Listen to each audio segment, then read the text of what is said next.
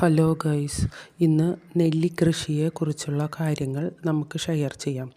നമ്മുടെ കാലാവസ്ഥയിൽ വളരെ നന്നായി വളരുന്ന ഒരു ഇനമാണ് നെല്ലി.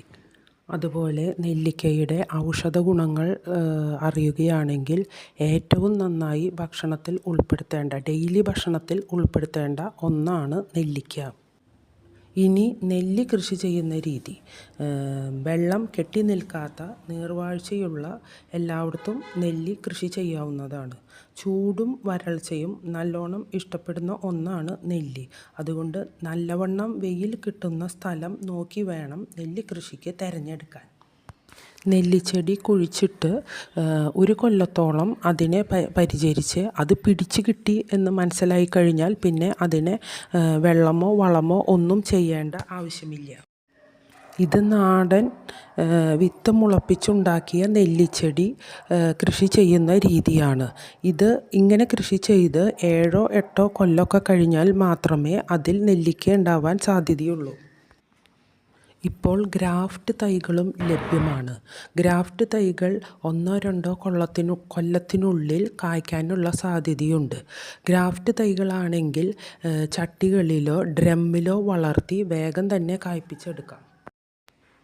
ഇപ്പോൾ നെല്ലിയും ഫ്രൂട്ട് പ്ലാന്റ്സൊക്കെ നടേണ്ട സമയമാണ്.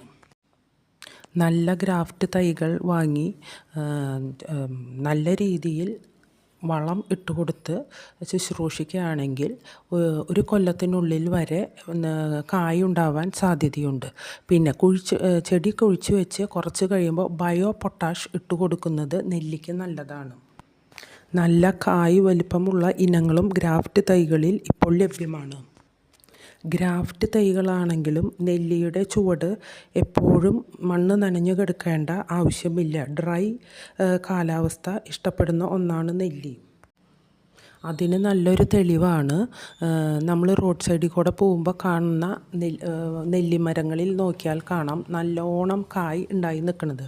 ആ വരൾച്ചയും ചൂടും കാലാവസ്ഥയുമാണ് ആ നെല്ലിമരം പൂക്കാനും കായ്ക്കാനും സഹായിക്കുന്നത്.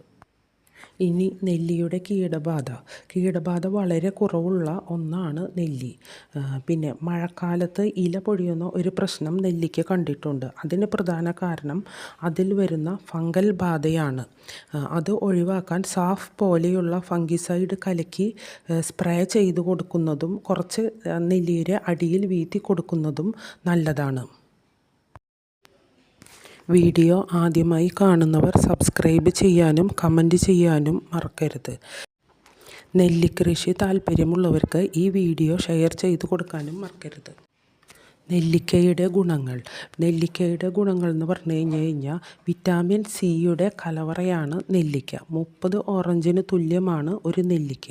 അപ്പോൾ നമ്മൾ ഡെയിലി നെല്ലിക്ക കഴിക്കുകയാണെങ്കിൽ നമ്മുടെ ശരീരത്തിൽ പ്രതിരോധ ശക്തി കൂടുവാൻ സാധ്യതയുണ്ട്.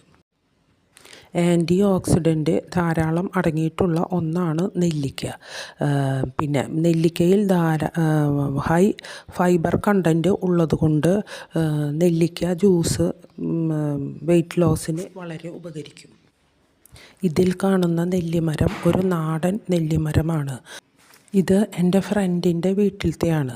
അവർ ഈ നെല്ലിമരം വെച്ച് 9 കൊല്ലം കഴിഞ്ഞതിന് ശേഷമേ കാച്ചിട്ടുള്ളൂ.